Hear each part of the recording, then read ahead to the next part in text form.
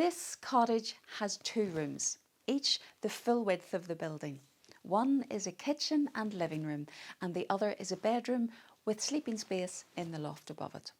The floor was made of clay, with a little hollow for the house cat to be given its milk.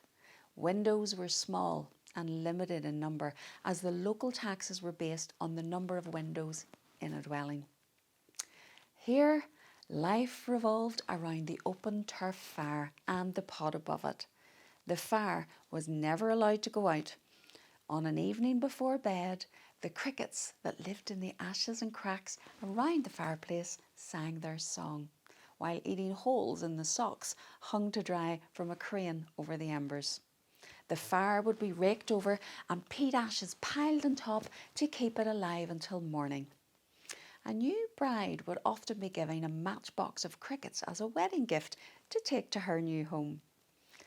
Sitting by the fire would be the salt box. Salt was a valuable commodity, being the only way of preserving food, so keeping it dry was crucial. Close by would be the churn, used to make butter, and children would take turns to plunge it to help the process along.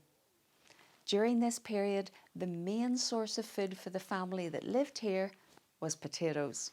Pigs were an important source of income, known as the gentleman who paid the rent, but cows were used for milk, meat and manure to feed the potato crops. One could produce enough manure for a potato crop that would feed a family for a year.